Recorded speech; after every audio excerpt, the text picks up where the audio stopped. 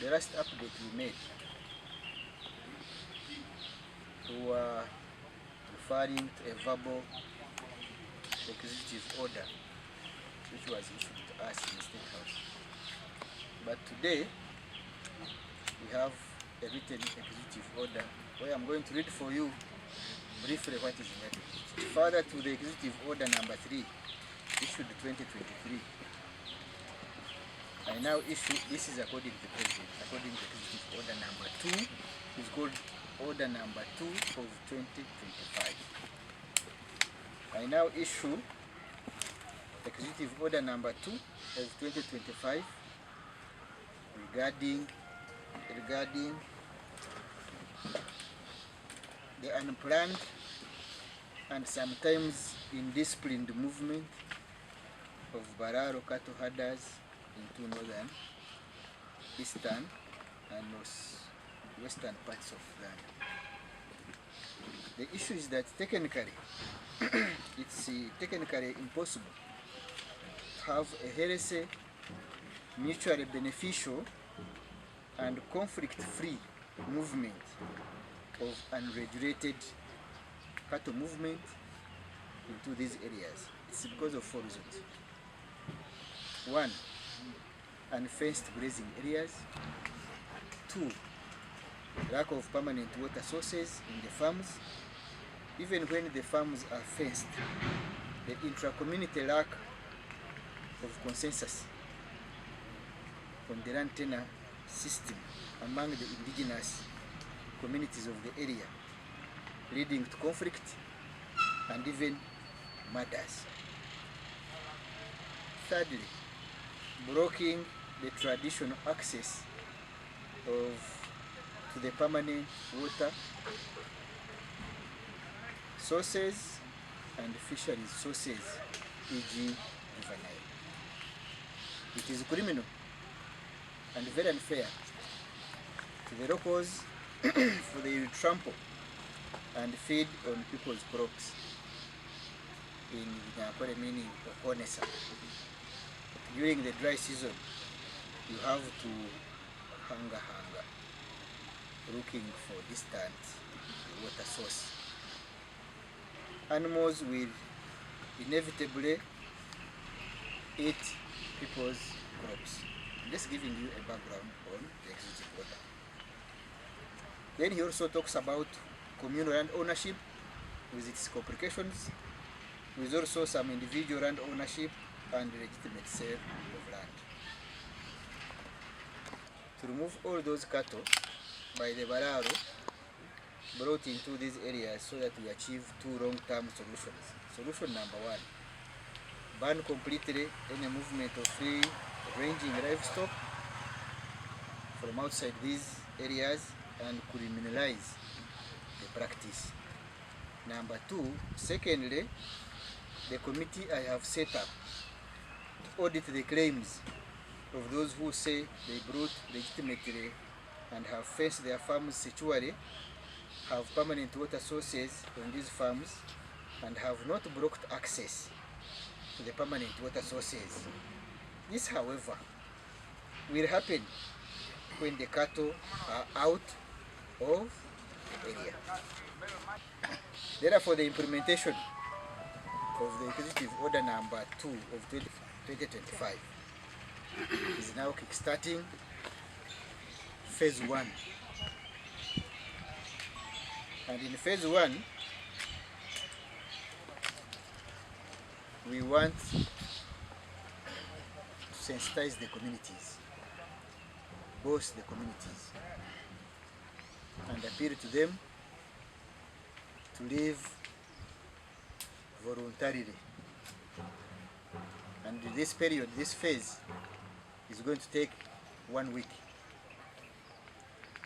And the deliberate eviction is going to start on 25th of June 2025.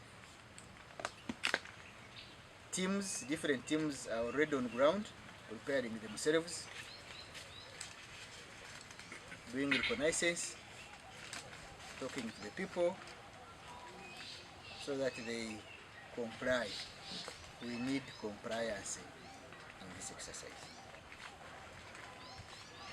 So we are appealing to cattle keepers, leave voluntarily. We don't want to come and use force. We appeal to you that you prepare yourselves. In this period you have been given,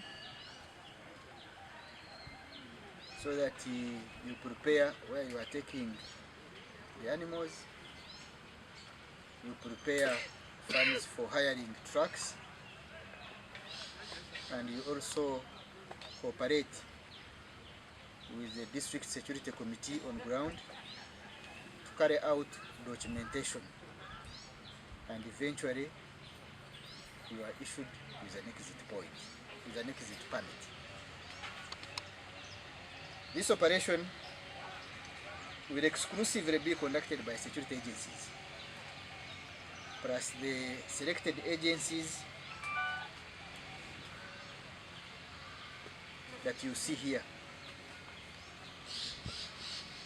Ministry of Agriculture, represented by district veterinary officers, National Forest Authority, Wildlife Authority, Ministry of Internal Affairs, that is immigration. We are also going to work with the kingdom. We are also going to work with the LC ones of the area. We shall also work with the LC 3s,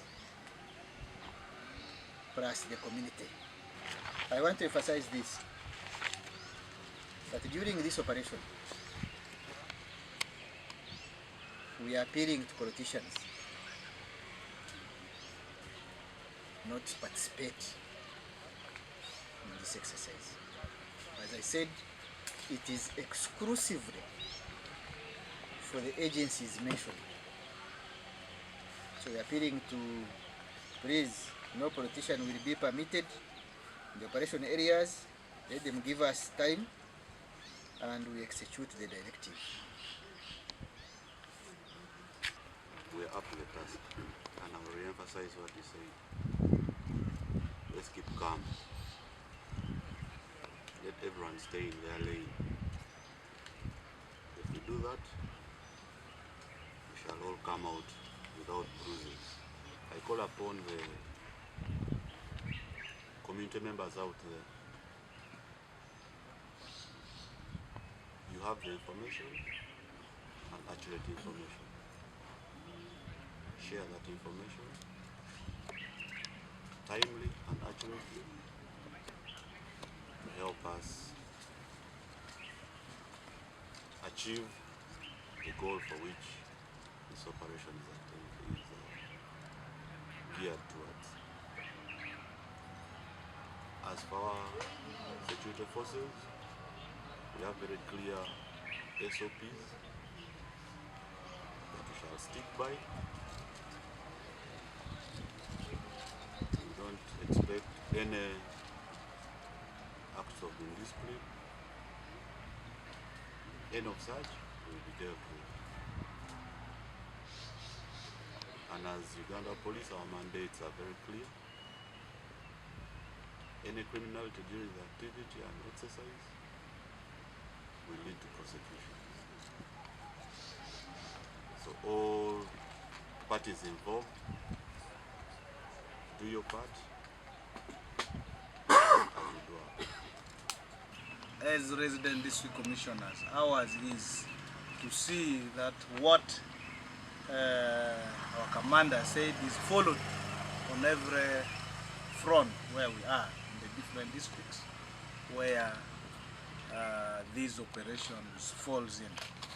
So we call upon politicians to desist from inciting the population, because this is matters of governance. So we call for your support and encourage everybody to do exactly what was read to you.